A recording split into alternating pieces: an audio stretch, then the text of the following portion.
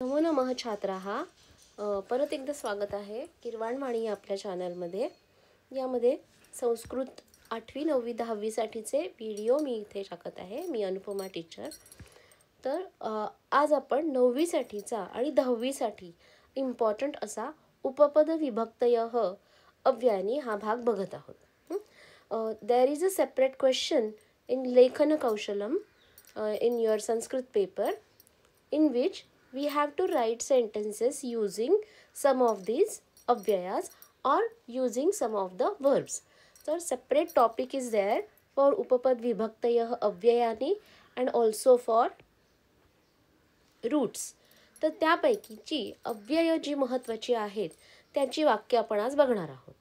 See what is given here. कानिचन अव्ययानी विशिष्ट विभक्ती रूपम अपेक्षन्ते तानी अधः निर्दिष्टानी. ही काही अव्यये यांना काही विशिष्ट विभक्ती रूपाची अपेक्षा असते, तर त्यांचा उल्लेख इथे खाली दिलेला आहे. फॉर एक्झाम्पल पहिलं अव्यय आहे अभितः. अभितःचा अर्थ होतो अराउंड और सराउंडिंग. मग आता आपण हे लक्षात ठेवू शकतो. दिस इज अराउंड. दिस अव्यय गवर्न्स द्वितीया विभक्ती, ज्याच्या भोवती around what that word should be used in dvitiya vibhakti. For example, here sentence is bhanum abhitah grahaha brahmanti, means see planets revolve round the sun. So around what? The sun. Hence that word, that is bhanu शब्द द्वितीयेमध्ये इथे वापरला गेलेला आहे. म्हणजे ज्याच्या भोवती. अभिताचा अर्थ होतो भोवती. तर असं तुम्ही लक्षात ठेवू शकता किंवा ग्रामरमध्ये ह्याची नोटच करायची.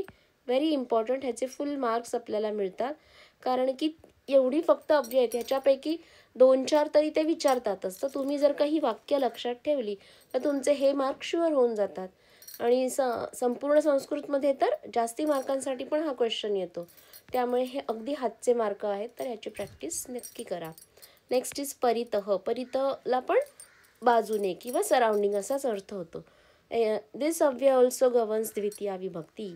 मा डॅश परितः गणेश प्रदक्षिणाम करोती. परितः म्हणजे भोवती.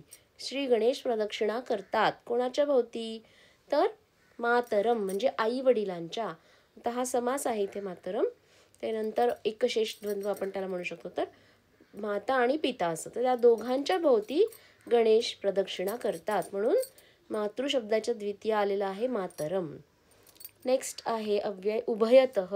उभयतः means both the sides, on both the sides. This also again governs द्वितीया विभक्ती. It has special expectation for द्वितीया विभक्ती अँड हेन्स उभयत डॅश उभयतः क्षेत्राणि विद्यन्ते. क्षेत्र means fields. There are fields around or along both the banks असं आहे. तर along उभयतः म्हणजे on both the sides. So again both the sides of what? Of the river. Hence nadim ubhayatah is here. Answer correct. So we have to remember these sentences. Ubhayatah ji. You can also write shalam ubhayatah vrukshani santi. This way also you can make on your own sentence. Next avyay is prati. Prati means towards और च्याकडे जाणे. कोणाच्याकडे मराठीमध्ये असं. सायंकाले वत्सः धेनुं प्रति वेगेन गच्छति. आता वासरू असतं ते संध्याकाळी गायीकडे अगदी वेगाने जातं ना. मग प्रति म्हणजे कोणाच्या प्रति जात आहे? धेनू. So this word is used in द्वितीया विभक्ती.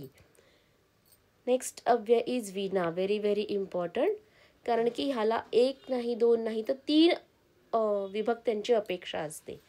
द्वितीयेची अपेक्षा असते, तृतीयेची असते, ॲज वेल ॲज पंचमी. So we can write 3 sentence in 3 manners. चंद्रम विना चंद्रमसम विना निशान शोभते, और चंद्रमसा विना निशान शोभते, और चंद्रमसः विना निशान शोभते. All the 3 sentences are correct. So you can write any of the easy. Learn by heart and write that. Or very easy sentence one more is jalam vina jivanam अशक्यमेव. This is also very good. अशक्यम.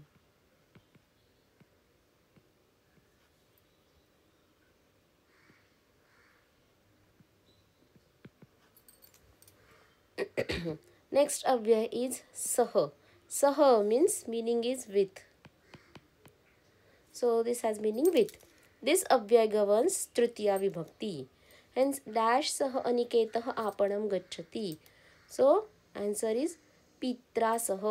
He goes to the market. आपणम means to the market along with his father. So पित्रा सह अनिकेतः आपणम गच्छति. Next अव्यय is alam. Alam means enough of this. So this अव्यय governs Tritiya विभक्ति.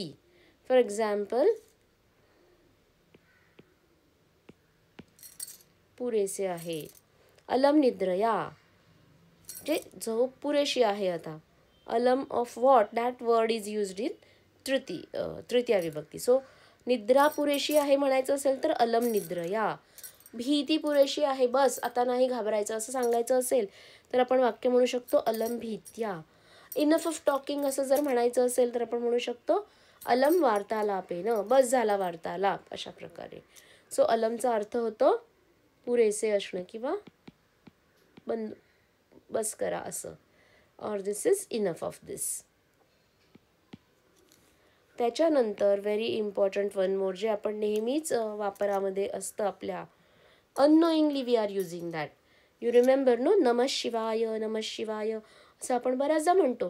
तेव्हा आपला पाठ आहे म्हणून म्हणतो, पण त्याला अर्थ काय आहे तर नमस्कार असो.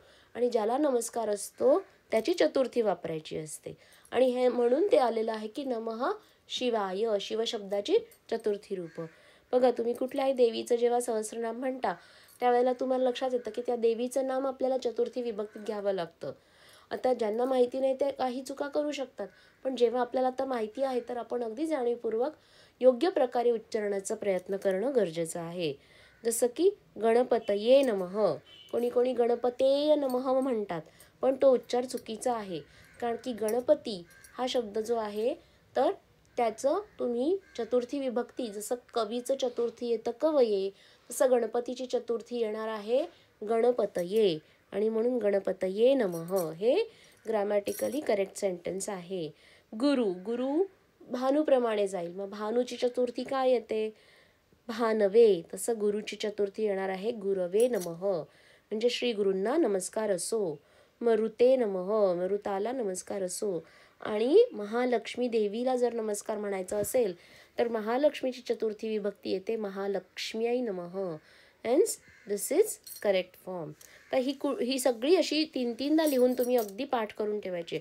सो दॅट जेव्हा तुम्हाला लेखन कौशलममध्ये नमःचं वाक्य लिहा तर अगदी बिनचूकपणे ही वाक्य लिहिण्याचा प्रयत्न करायचे. अगदी छोटी छोटी आहेत आणि हे 9वीसाठी पण आहे आणि 10वीसाठीही तुम्ही याच्याने मार्क मिळवू शकता. सो ही पक्की पाठच असली पाहिजे. आपल्या ग्रामर विभागामध्ये याची प्रॅक्टिस करून ठेवायची आहे. नेक्स्ट आहे बहिही. बहिही म्हणजे च्या बाहेर असं, आउट ऑफ. तर मग त्याला आहे पंचमीची अपेक्षा. गृहात बहिही माता आगता म्हणजे आई घराबाहेर आली असं त्याचा अर्थ होतो. सो गृह शब्दाच्या out of what that should be used in पंचमी विभक्ती. नेक्स्ट इज कृते. कृते meaning only tells us that कृतेचा अर्थ आहे फॉर द सेक ऑफ. आणि मग मीनिंग वाईज ज्याच्यासाठी त्याची येते षष्ठी विभक्ती. सो बहिणीसाठी बंधूने उपहार आणलेला आहे. सो स्वश्रू, स्वश्रू म्हणजे बहीण, तर स्वश्रूचं षष्ठी येतं स्वसुहू. म्हणून इथे कृतेला षष्ठीची अपेक्षा असते म्हणून स्वश्रूचं योग्य रूप काय वापरलं गेलं इथे स्वसुहू. स्वसुहू कृते बंधुः उपहारम आनयती. आणि लास्ट इकडे अव्यय दिलेला आहे समीपे. समीपे म्हणजे जवळ. ऑफकोर्स हे पण आता रिलेशनच दाखवतं ज्याच्या जवळ.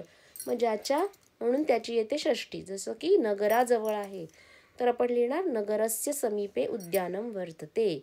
जर आपल्याला इथे शालाचं रूप वापरायचं असेल तर आपण कसं लिहू शकतो?